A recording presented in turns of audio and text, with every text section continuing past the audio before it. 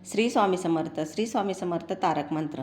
निशंक होई रे मना, निर्भय होई रे मना, प्रचंड स्वामी बळपाठीशी नित्य आहे रे मना.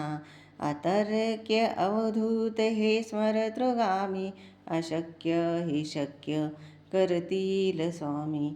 जिथे स्वामी चरण तिथे न्यून काय, सोयी भक्त प्रारब्ध घडवी ही माय. आज्ञे विना काळही न नेई त्याला, परलोकीही ना भीती तयाला. अशक्य हि शक्य करतील स्वामी. उगाची भीतोसी भय हे पळू दे, वसे अंतरी ही स्वामी शक्ती कळू दे. जगी जन्म मृत्यू असे खेळ ज्यांचा, नको घाबरू तू असे बाळ त्यांचा. अशक्य हि शक्य करतील स्वामी. खरा होई जागा श्रद्धेसहित, कसा होसी त्यावीन तू स्वामी भक्त. आठव कितीदा दिली त्यांनीच साथ, नको डगमगू स्वामी देतील हात. अशक्य हि शक्य करतील स्वामी. विभूती नमन नाम ध्यानार्दितीत, स्वामीच या पंचप्राणामृतात. हे तीर्थ घेई आठवी रे प्रचिती, न सोडती तया जया स्वामी घेती हाती. अशक्य हि शक्य करतील स्वामी. अशक्य हि शक्य करतील स्वामी. अशक्य हि शक्य करतील स्वामी. श्री स्वामी समर्थ महाराजांच्या चरणाला वंदन करून श्री स्वामी चरित्र सारामृत या ग्रंथाला सुरुवात करूया. अध्याय 9. श्री गणेशाय नमः. घरोघरी स्वामी कीर्तने, नित्य होती ब्राह्मण भोजने. स्वामी नामाची जप ध्याने, अखंडित चालती. दिगंतरी गाजली ख्याती, कामना धरुणी चित्ती. बहुत लोक दर्शना येती अक्कलकोट नगरात. ब्राह्मण, क्षत्रिय, वैशाधिक, शूद्र आणि अनामिक, पारसी, यवन, भाविक दर्शना येती धावुनी. यात्रेची गर्दी भारी, सदा आनंदमयी नगरी. साधू संत ब्रह्मचारी, फकीर संन्यासी येती पै. किती वर्णावे महिमान, जेथे अवतरले परब्रह्म, ते नगरी वैकुंठ धाम प्रत्यक्ष भासू लागली.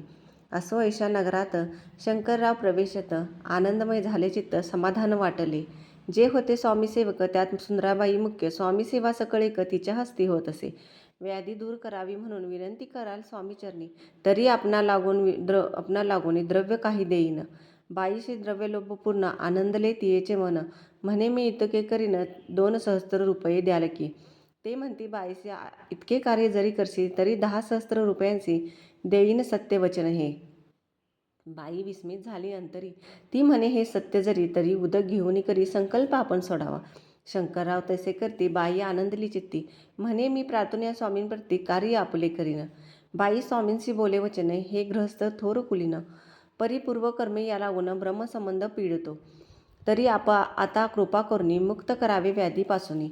ऐसे ऐकता वरदानी समर्थ तेतुनी उठले. यवन मशान भूमीत आले येतिराज तरीत, एका नूतन खाचेत निजले छाटी टाकोनी. सेवेकरी शंकररावासी, म्हणती लीला करुणी अशी, चुकविले तुमच्या मरणासी, निश्चय मानसी धरावा. शंकररावे तया दिवशी खाना दिदला फकीरांसी, आणि शेखनूर दर्ग्यासी एक कपणी चढवली. मग काही दिवस लोटत स्वामीराज आज्ञापित. बारीक वाटून या निंबपत्र 10 मिरे त्यात घालावी. ते घ्यावे भो औषध, तेने जाईल ब्रह्मसंबंध. झाल्या स्वामीराज वैद्य.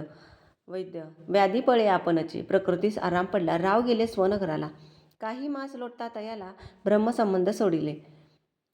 मग पुन्हा आनंदेसी दर्शन आले अक्कलकोटासी. घेऊनी स्वामी दर्शनासी आनंदित जाहले. म्हणती व्याधी गेल्यानंतर रुपये देईन 10,000. ऐसा केला निर्धार, त्याचे काय करावे.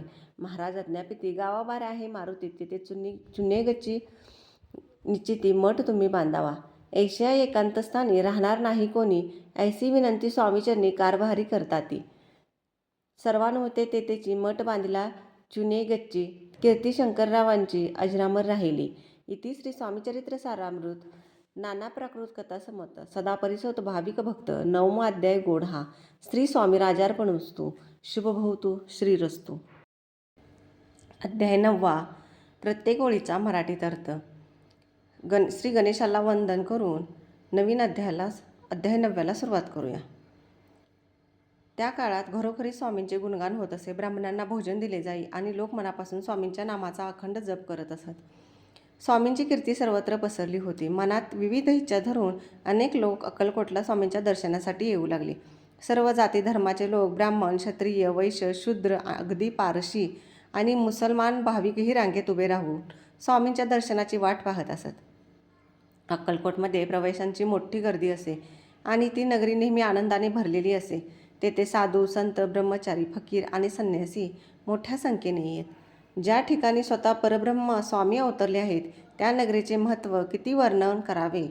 ती नगरी साक्षात वैकुंठासारखी भासू लागली. अशा त्या पवित्र नगरीत शंकरराव नावाचे गृहस्थ आले. तिथे आल्यावर त्यांचे मन प्रसन्न झाले आणि त्यांना खूप समाधान वाटले. स्वामींच्या सर्व सेवकांमध्ये सुंदराबाई ही मुख्य होती. स्वामींची सर्व सेवा शुश्रूषा तिच्याच माध्यमातून होत असे. शंकररावांनी सुंदराबाईला विनंती केली की माझी व्याधी दूर करण्यासाठी तुम्ही स्वामींकडे शब्द टाका, त्या बदल्यात मी तुम्हाला काही पैसे द्रव्य देईन. सुंदराबाईला पैशाचा लोभ होता. ती आनंदाने म्हणाली की मी तुमचे हे काम करून देईन, पण तुम्ही मला 2,000 रुपये द्याल का? शंकरराव म्हणाले, जर माझे हे काम झाले तर मी तुम्हाला 2 नाही तर 10,000 रुपये देईन. हे माझे शब्द आहेत. 10,000 ऐकून ती चकित झाली. तिने शंकररावांना खात्री करण्यासाठी हातावर पाणी घेऊन तसा शपथ घ्यायला सांगितली. शंकररावांनी संकल्प सोडला.